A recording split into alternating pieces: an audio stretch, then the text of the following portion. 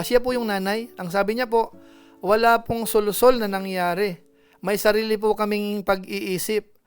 Naiintindihan ko po si Doc kasi iniipit po siya. Suportahan pa rin po natin si Doc Love. Bakit dito nabanggit na ikaw Dok ang isa sa nagtulak? Alam mo, di ba? Pero bakit ganito? Ngayon ang tanong, ano nga ba ang magiging reaksyon naman ho ng mga viewers ho natin patungkol po sa comment na yan?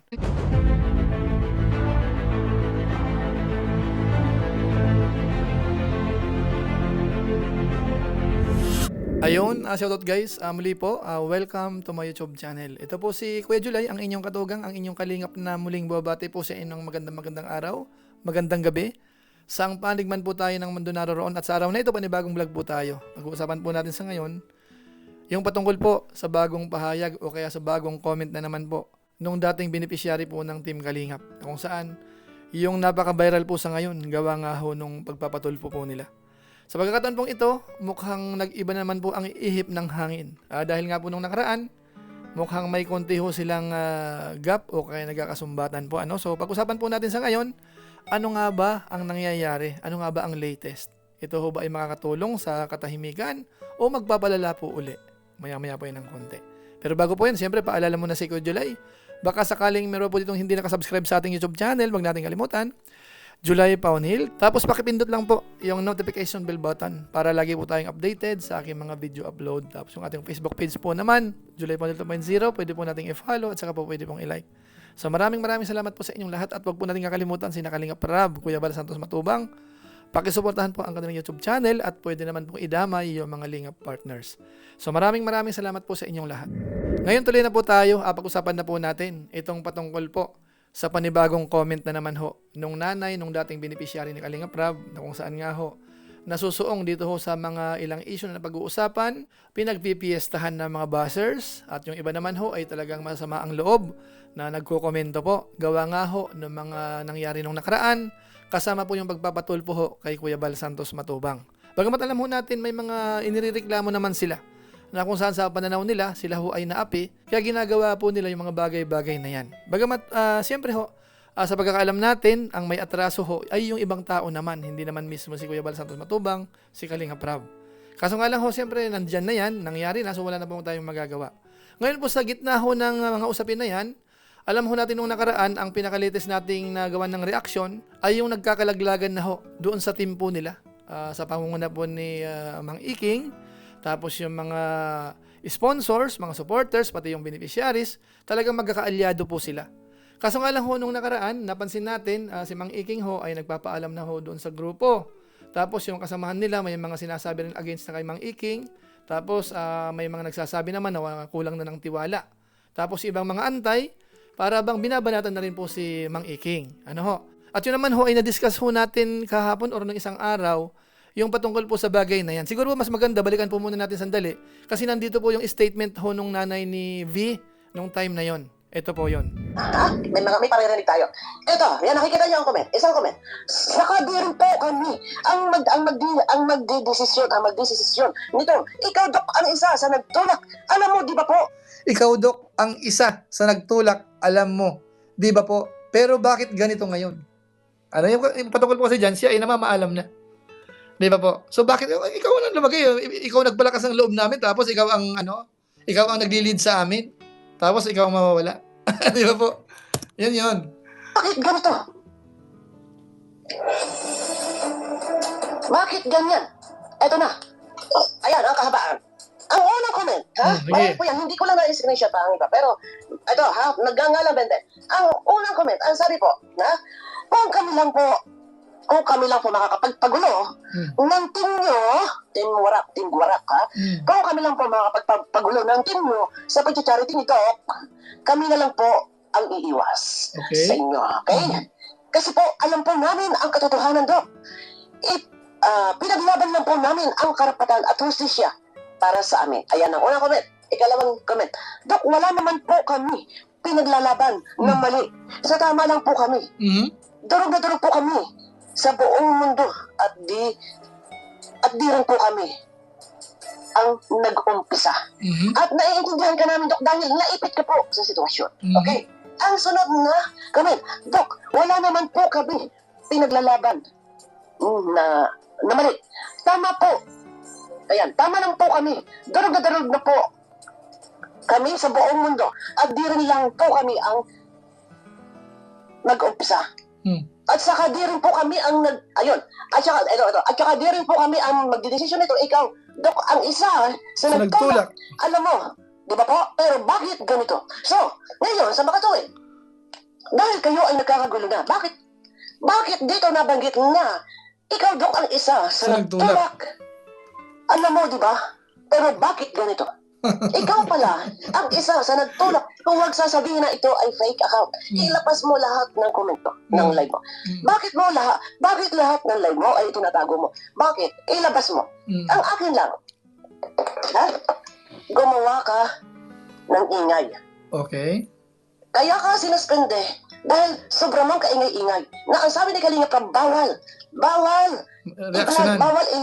bawal itapik sa Edo at si Vianze. Totoo naman po yun, yung panawagan. Actually po, yung Kalingap, sumunod po kami noon. Kaso nga lang, sa totoong usapan ho talaga, hindi sila nag-stop talaga. So doon na po may mga nagko-komento na, ayan, ikaw, hindi naman humihinto. Ayan, kaya nagtuloy-tuloy pa po uli yan yung issue. Hindi ka natinag. Kaya ka sinuspende dahil ikaw ay walang katigil-tigil sa pag-iingay. Wala kang katigil-tigil sa pagtapik patungkol kay Edo na parinig ka ng parinig at tinatawag ninyong baby boy. Huwag mo sasabihin ng wala kang ginawa, ha? Huwag mo sasabihin na hindi ka nakipagbardagulan at hindi ka nakipag-away dahil mismo ikaw ang gumawa ng gulo na inumpisahan mo sa pagpaparinig sa team ni Kapodi, sa mga titas na sponsor. Ha? Okay. Tapos ngayon, malalaman dito sa comment ni Nanay Hazel, ha? Na Ben Jane, Ben 2020, na ikaw, Dok, ang isa sa nagtulak. Alam mo, di ba po? Pero bakit ganito? So ikaw pala, Isa ang nagtulak. isa sa may pakana o nagtulak o nag-push. So yan po mga kawain po natin, ang highlight po dyan ay yung comment mismo nung nanay na kung saan sinasabi kay Mang Iking, isa ka eka sa nagtulak sa amin. Ano ho, lumalabas, isa siya sa promotor o kaya sa nagsolsol. At siyempre po, hindi naman po yan kaila sa mga supporters ng Team Kalingap na mag-iisip po ng ganon.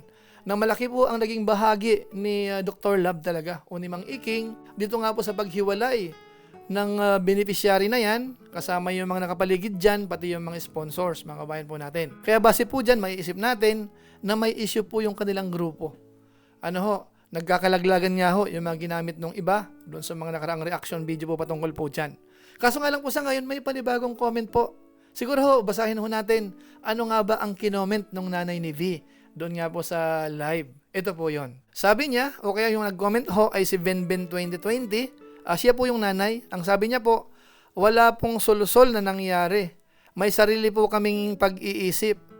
Naiintindihan ko po si Doc kasi iniipit po siya. Naiintindihan namin kalagayan ni Doc. Tapos another comment pa po, suportahan pa rin po natin si Doc Love. Wala naman po kami sama ng loob. Saka nag-a-advise lang po sa akin si Doc noon. Wala po kaming sama ng loob kay Doc. So yun po yung comment ho ni nanay. Itong nakaraan lang po kagabi. Ano mga kabayan po natin na kung saan naman dito, nagpapakita po siya ng full support po kay Dr. Love, mga kabayan po natin. So lumalabas ho nung nakaraan kung sa tingin natin ay medyo parang may tampo siya, parang sinisisi, dito ho ay nagpapakita naman po siya ng pagsuporta, mga kabayan po natin. Ngayon ang tanong, ano nga ba ang magiging reaksyon naman ho ng mga viewers ho natin patungkol po sa comment na yan? Siyempre ho, mamasamain sigurado yan ng iba, mga kabayan natin. Kasi una ho, yung pabago-bago, noon parang nagagalit ka, ngayon parang dinidipahan mo. So maaari po yung iba, mamasamain yon. Tapos pangalawa, dito ho, nagpapakita uli ng pagsuporta dito sa kumalas sa Kalingap. Na kung saan naman ho, kung ang tatanungin natin ay yung mga Kalingap supporters, doon po sila nasasaktan. Na ang Kalingap ho ay pinagpalit dito sa mga galamay lang ho ng Team Kalingap. Kaso nga lang ho, hindi naman ho natin siya pwedeng diktahan. Hindi natin pwede siyang turuan. Kasi po yun po ang saloobin po nila. Kung sakali man ho na ipinagpalit na po ang Team Kalingap, tayo po wala nang magagawa. At kung sakali man ho na may mga magagalit sa kanila, ay bahala po sila kasi iyon nga po ang consequence ng mga ganyang nangyayari. Malay ho natin, tanggap naman na po nila na magkaroon ng buzzers, sanay na po sila, so okay lang po sa kanila yung mga bayan po natin. Pero yung mga katulad ho natin na nag-iisip pa rin ho ng kapayapaan, siyempre ho, medyo sumasakit yung tagiliran natin kapag ganoon po ang mga nababasa natin. Kasi para sa akin po, sa opinion ko lang po, bagamat siyempre po sa una, hindi ko sa sinisisi. Kasi yun talagang sa loobin niya. Pero kung i-consider ho ay yung mga maaaring sabihin ng ibang tao para sa akin ho, pwedeng magpakita po ng pagsuporta ho nang hindi na sana ikinoment na nababasa po ng marami. Kasama yung mga bashers na nakakabasa. Pwede lang ipakita kay Dr. Love na kami, support kami sa iyo. Lalo magkapit bahay naman tayo, madalas tayo nagkakausap, tapos mahaba na rin yung pagsamahan natin. Pwede naman po yun. Pero kapag po ganito mga ikino-comment talaga, medyo naiiba ho kasi ang dating eh. So yung mga may galit sa kanila, siyempre lalong magagalit po yun. Ano po? Kung sakasakali hong nag-heal na ho yung mga sugat, kumbaga ho makakalkal na naman po uli. Para bang restart na naman po uli sa pag-a-adjust, pag-move on, parang ganun mga kabayan po natin. Pero inuulit ko po, yan po ay opinion ko lang naman. Kung ayaw naman po ng ibang mga viewers, mga kaalyado nila o kaya sila mismo, ay wala tayong pakialam naman mga kabayan po natin. Ito po ay reaction video lang po dahil may kinalaman din po uli ang Team Kalingap po dito. Apektado po kasi dito mga kabayan po natin kaya hindi natin maiwasan na hindi ho mapag-usapan. Tapos ang isa pa po dito na medyo hindi natin nagugustuhan, may ginagawa hong dahilan na kaya daw po yan na nagawa ni Doc, yung pamamaalam dyan sa Team Guapa o kung yung ano pa man po, ay dahil daw po sa may nananakot sa kanya, yun po ang mabigat. Kasi ang nananakot sa kanya, ang tinutukoy po dyan, ay Team Kalingap, si Kuya Bal Santos Matubang. At siguro ho, pag-uusapan po natin yan sa hiwalay na discussion o kaya baka sa live stream po natin para lalong mas malinaw ho. Abangan nyo lang po siguro yan kasi yun po ang hindi maganda dyan. Para bang ang dating, si Kuya Bal ay nananakot, di ba po, maling-mali po yun. Hindi maganda yung mga kabayan po natin. Pero sa ngayon ho, ang hina-highlight po natin dito ay yung bagong comment na naman po nung nanay nung dating beneficiaries ho o kaya nung ex-angel mga kabayan po natin. So yun lang po muna siguro ang ating mixing reaction video po patungkol po sa bagay na yan. At kung inyo naman po itong nagustuhan, pwede po nating i-share. So muli, ito po si Kuya July, ang inyong katugang, ang inyong kalingap na pansamantalang nagpapaalam po muna. Kita-kita ulit tayo sa mga susunod ko pang vlog. Maraming salamat sa inyong walang samang pagsuporta po sa ating YouTube channel. Pagpalain nawa ka ng Diyos, mabait tayong lahat. God bless. Bye-bye.